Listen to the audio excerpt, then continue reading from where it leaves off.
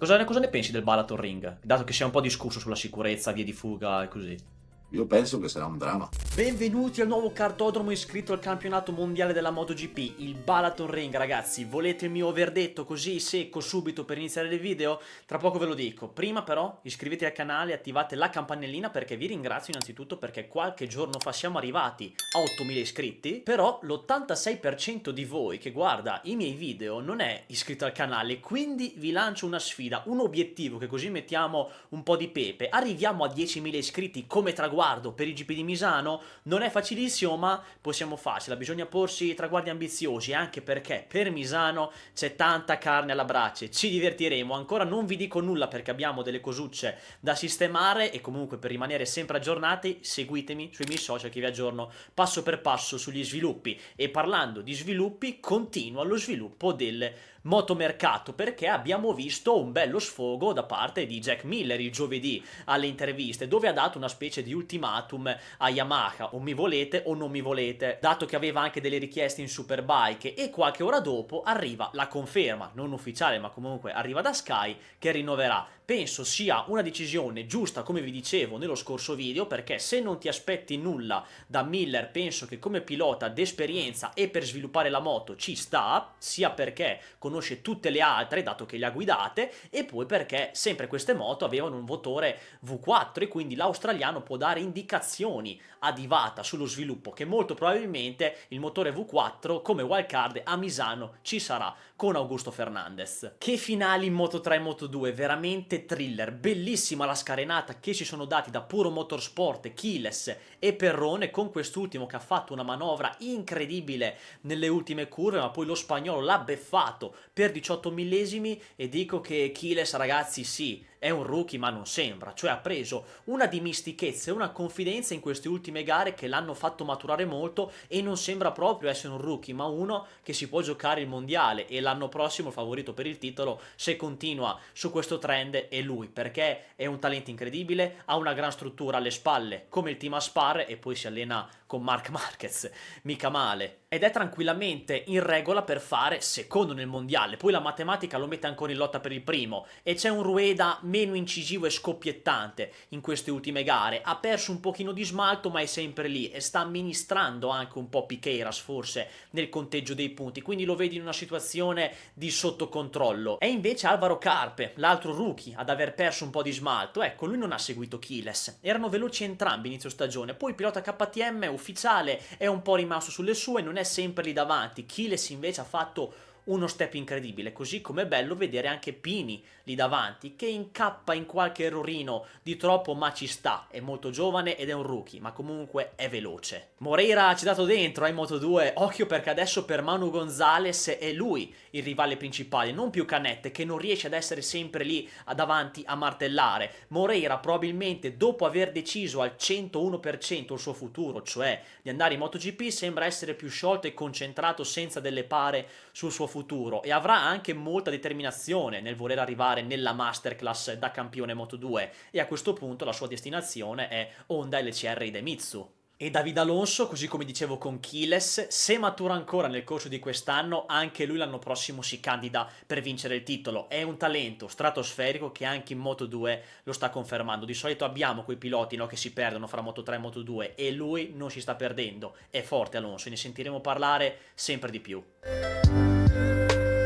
Dicevo della pista, ovviamente fatemi sapere la vostra nei commenti, se vi piace o no, e poi di tutto il weekend ungherese, e a me non piace. Sembra veramente un cartodromo e non la ritengo adatta per le MotoGP di oggi piene di elettronica, abbassatori, aerodinamica e cazzi e mazzi. Una pista dove se parti dietro, tipo Sachsenring o Spielberg, ovviamente, con le MotoGP di oggi, hai già la gara segnata e non riesci a rimontare, a meno che tu non abbia più margine degli altri o ti chiami Martin che fa 14 sorpassi la domenica, e tutto questo rende la gara monotona e noiosa. Poi in Moto3 e Moto2 ci siamo divertiti soprattutto sul finale e sono venute fuori delle belle gare, ma in MotoGP tranne qualche occasione la noia c'è.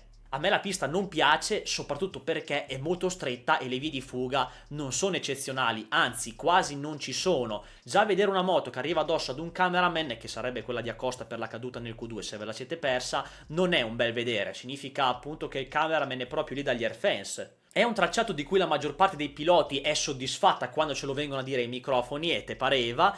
Io ci credo poco, sinceramente, tipo a Bagnaia non piace molto, non ha speso parole al miele. Cosa vorresti che non ti chiedessimo? Che magari Io trovo 4 domande di quelle Se mi che è hai piaciuta detto. questa pista. sei stufo. Ah, se mi è piaciuta questa pista. Ti è piaciuta questa pista?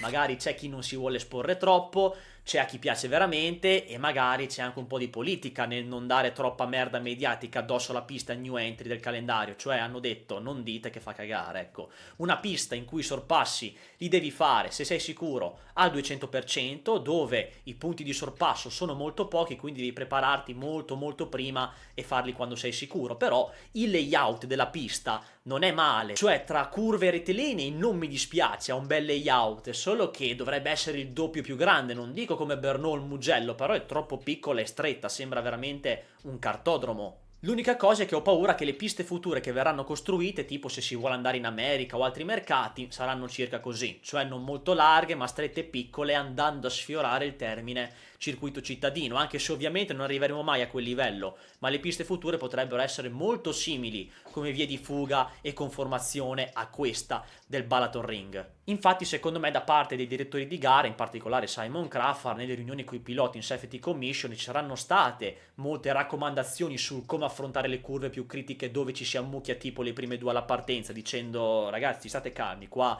prestate attenzione. Detto fatto, nella sprint Quartararo fa strike, in Moto2 a fondo gruppo alla partenza, in gara c'è un po' di caos, Marquez prende appena Bezzecchi e poi l'episodio di Bastianini. Molto brutto, secondo me, vedere un pilota che cade e rientra in pista a quella maniera, dove rischia di essere investito, con lui che appena cade e vede che striscia in avanti si guarda attorno. Non vorrei essere in quel casco per vedere la sua espressione spaventata. Vuol dire che qualcosa in più sulla sicurezza va fatto. La ghiaia un po' più in là verso il cordolo si può mettere per evitare che il pilota alla prossima caduta attraversi la pista, però ovviamente devono succedere cose per agire, non si riescono a pensarle prima queste cose, si aspetta sempre involontariamente che succeda un evento tragico o quasi tragico per apportare modifiche. Non è un bel segnale, secondo me, vedere un pilota che rientra così in pista all'esordio di questo tracciato nel mondiale. Si è rischiato il peggio già all'esordio e meno male non è successo niente. E poi, per chi segue tutto il weekend, avrà notato nell'FP1, quando Martin ha rotto il motore della Aprilia, che la bella parcheggiata lì ed è rimasta in piedi. Vuol dire che con la ghiaia c'è qualche problema, una moto non può rimanere sospesa così in piedi, va modificata la ghiaia. Riprendiamo un attimo la nostra piccola rubrica sotto la lente, quella dove analizziamo un po' i contatti dubbi e gli episodi da under investigation, dato che ce ne sono stati alcuni.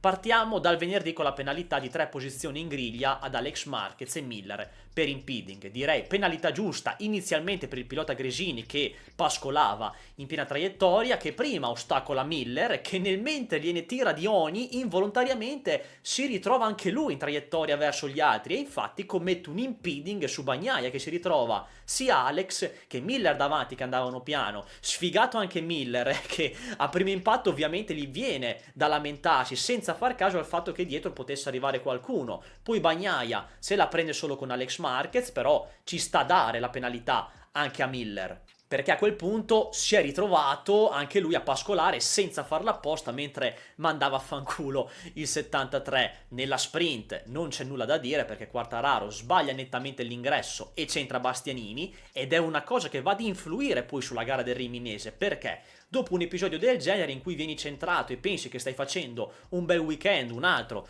dove sei veloce, ma per un altro evento ancora vieni impedito di fare la tua gara, ti sale un po' di nervoso e foga. Solo che l'ingresso irruento di Bastianini su Zarco è stato causato anche dall'abbassatore posteriore, che è rimasto attivato dopo il contatto con Quartararo, quindi ci sono state cause esterne. È stato tutto un circolo che parte dall'episodio con il pilota Yamaha, che ha portato poi all'incidente della bestia su Zarco, e il Riminese poi ha preso 2 long lap per essere stato recidivo, a mio parere molto esagerata come penalità. 2 long lap sono stati eccessivi, ok il motivo per la recidività, però mi è sembrato esagerato, mentre Quartararo poi solamente un long lap giustamente, e infatti durante la gara, dopo che Bastianini è tornato al box, c'era il dubbio e il panico che se non avesse fatto i 2 long lap li avrebbe dovuti fare la gara dopo, avrebbe preso un'altra penalità. Niente di tutto questo, perché come ci dice anche lui, per la direzione gara la sanzione è stata scontata. Non ho capito molto questa cosa perché effettivamente non li ha fatti, ma perché è caduto, mica per altro, non è che non l'ha fatta apposta, quindi ci sta, ok, però non ho capito molto il fatto che ovviamente la sanzione era stata scontata anche se non li ha fatti effettivamente, però vabbè, meglio così. È stato dato poi anche il drop position a Morbidelli perché ha guadagnato nel taglio della variante nella lotta con Marini, e qui sono un po' tra l'incudine e il martello. Da un lato ci può stare perché effettivamente ha guadagnato tagliando la variante, ma lui taglia la chicane perché non può chiudere l'ingresso ed è costretto a tagliare, non poteva fare altro perché sennò succedeva l'incidente. E quindi cosa fare? O rallenti, ti fai riprendere dal tuo avversario, ma penso che questo non lo faccia nessuno, e quindi vai avanti continuando la gara. E se decidono per il drop position ridai la posizione. Marini poi ne aveva di più, si vedeva, infatti appena l'ha passato è andato via e non c'è stata reazione di Morbidelli. E con Marini rimaniamo in tema Honda. Dopo l'infortunio, come ha detto anche lui, è rinato, cioè ha reagito veramente alla grande, e come al solito si dimostra il pilota costante qual è, senza quel gran talento, ma un buon lavoratore, uno che sa appunto lavorare sul setup e sviluppare la moto, metterla a posto, cioè, ed è nettamente più costante rispetto al suo compagno di squadra Mir, che è più forte di Marini come pilota, solo che ragazzi lui è lì davanti, perché in Q2 nel giro secco nei 12 riesce sempre a mettercela, cosa che Marini non ha, o viene su dal Q1 o rimonta in gara. Però Mir ragazzi è sempre per terra, togliamo quando lo stendono che lì è sfigato, ma cazzo finisce pochissime gare, cioè tra Mir e Marini prenderei sì Mir come pilota più talentuoso e più forte, ma se mi serve uno che mi porti risultati sia costante prendo Marini. E tra l'altro dopo Silverstone è un po' scomparso anche Zarco, non solo perché l'Aprilia o la KTM hanno recuperato nel corso dell'anno e quindi la Honda è stata superata, ma anche il francese stesso è un po' più calato, perché si è esteso parecchio, ci sono stati in cui i casi l'hanno centrato, però ora è dietro qualche volta anche alle Honda ufficiali, non è più così veloce rispetto a prima. Rimanendo in Giappone, la Yamaha invece, che sembrava essere migliorata qua e là, ora sembra che abbia fatto dei passi indietro, non che sia rimasta ferma, perché comunque la Honda bene o male, l'abbiamo vista che migliorati, i suoi risultati li ha confermati. La Yamaha invece sta faticando molto. La mia idea è che forse hanno deciso di concentrarsi solo sul motore V4 e spendere tutte le energie lì, perché appunto a Misano molto probabilmente lo vedremo in pista, e non dare quindi molta più importanza a questa moto col 4 cilindri in linea, altrimenti, boh, non so.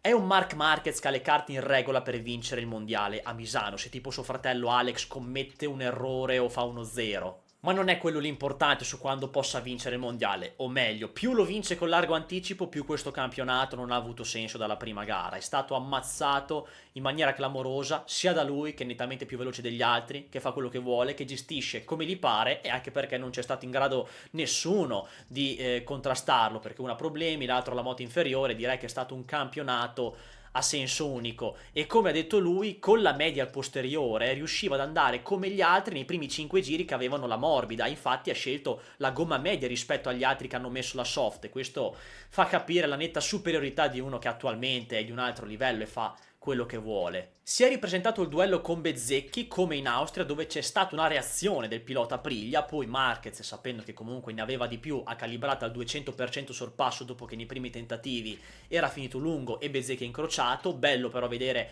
questi duelli, che tanto vabbè si sa già come finiscono, però a me questo Marco Bezzecchi gasa sempre di più, è proprio uno che se ne sbatte i coglioni e dà il tutto per quello che riesce a fare. Non ha paura di tirare la staccata a Marquez e di farsi sentire, ha un atteggiamento che mi piace, ovviamente nel limite delle possibilità, e anche questo per Aprilia è stato un altro weekend in ripresa, perché il venerdì non benissimo, poi ancora una volta il Bez tira fuori il coniglio dal cilindro e in qualifica la mette in seconda posizione, e poi in gara fa la sua gara davanti come ha fatto in Austria, e poi cala perché c'era una Costa che ne aveva di più e dopo arriviamo anche a lui. Però grande Bez, grande anche Martin, che anche lui durante il weekend è risalito da 16° a 4° in gara in una pista a cui il verbo sorpassare non piace molto. Grandissima rimonta per un pilota che l'abbiamo visto che a Brno era tornato veloce, e più si va avanti più prenderà confidenza, e la prossima gara sarà Barcellona, quindi poco grip, basse temperature. Storicamente l'Aprilia è sempre andata forte. Che non ci sia odore di un'altra vittoria o di un duello a casa di Marquez, vedremo. Pedro Acosta è stato un po' un pollo questo weekend e lo sa anche lui, perché questo è stato il weekend dove è stato più vicino alla vittoria che mai, però il sabato è incappato in degli errori da rookie, poteva fare la pole in qualifica ma cade subito e manda a puttane tutto il programma perché non aveva un giro e rientra con la seconda moto che non è esattamente come la prima, a 4 minuti dalla fine non hai ancora il tempo e quindi la gestione non è delle migliori. E come dicevo, partire indietro in questa pista, poi soprattutto con le MotoGP di oggi, mettiamoci tutto insieme, sei segnato. A meno che tu non parta bene oppure ne abbia di più per rimontare, e Acosta è uno di quelli che infatti in gara è ritornato sotto Bezzecchi e passandolo ha mostrato appunto il passo che aveva da seconda posizione, cioè che tutto quello che abbiamo visto il venerdì era reale e che la KTM soprattutto con gli sviluppi aerodinamici è migliorata molto e Pedro si può dire che abbia in mano ora questa moto, però il sabato è stato sottotono per lui, come dicevo, per la qualifica e anche perché nella sprint si è steso. Come ha detto anche lui, deve stare più calmo perché è incappato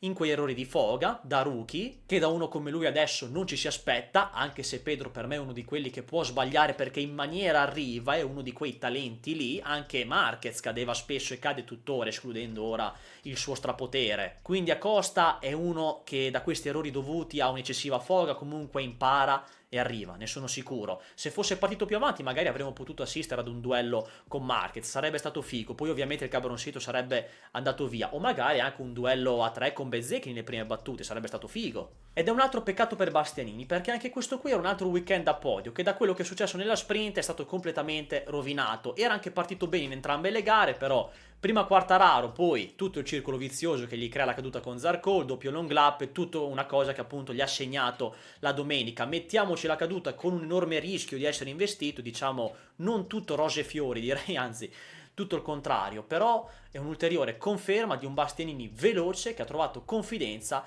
e che può essere costante. Il primo podio stagionale secondo me non tarderà ad arrivare, magari già a Misano? Secondo me da qui a fine anno potremo vedere vari vincitori diversi, oltre a Marquez, tipo una Aprilia che torna alla vittoria, qualche podio della KTM che magari possa anche pensare di vincere una gara. Una nota su Pole Espargaró per dire che è uno di quelli che quando viene a fare la wild card, così come Pedrosa, sta davanti in top 10, è uno di quelli che ha il talento e infatti non a caso ha vinto un mondiale ed è il più forte della famiglia. Peccato che la sua carriera sia stata stroncata da quell'incidente nell'FP2 a Portimao 2023, se vi ricordate. Questo per dire che quando arriva un tester che corre ogni tanto e che quando arriva sta davanti a tanti piloti, quei piloti dovrebbero farsi delle domande, ecco. Non ho fatto in tempo a dire nello scorso video che il team VR46 era in un momento di difficoltà e che Gresini stava facendo risultati migliori, che mi hanno sentito, e sia Dizza che Morbidelli hanno fatto un buon weekend, podio entrambi nella sprint, che è un gran segnale per la squadra che sta lavorando e vede qualche risultato pure in un momento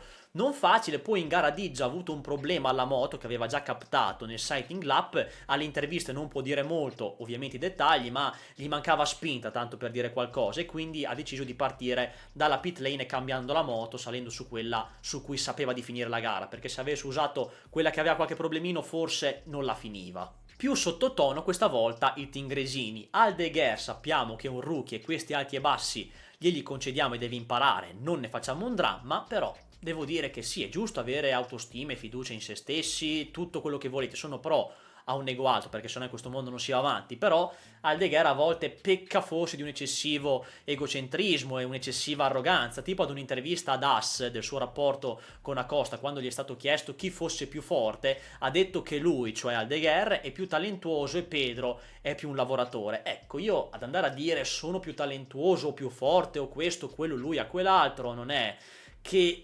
diciamo mi piace molto, non mi va molto a genio, eviterei a dirle perché uno non ha ancora dimostrato niente, pur Aldeguer essendo un bel talento che in futuro potrà far parlare di sé, ma è inferiore ad Acosta perché Pedro è un fenomeno generazionale e Aldeguer di pasta ancora ne ha da mangiare. Magari può dire che dal lato tecnico fa quella differenza in più, che guida la moto in un'altra maniera, ma andare a toccare certe qualità io sinceramente terrei un profilo più basso. Dicendo sì, io mi sento più talentuoso, ma non lo vado a dire apertamente, io lo so dentro di me, ma non è che lo vado a esplicitare così. È un pelo più in difficoltà Alex Marquez in questa seconda parte di stagione, sarà stato un po' anche l'infortunio al dito che ha avuto ad Assen, ma ha perso smalto anche lui. A Spielberg, se non avesse avuto il long lap, sarebbe stato ancora intorno alla seconda posizione come nella sprint, però anche qui in Ungheria è stato un po' meno incisivo, forse si sta gestendo per finire secondo nel mondiale senza forzare? Mentre per Pecco Bagnaia abbiamo due facce della medaglia, quella di un altro weekend disastroso e un'altra dove se andiamo a scavare dentro questo weekend disastroso magari non è così tanto disastroso. Facciamo prima risentire le sue parole a Sky.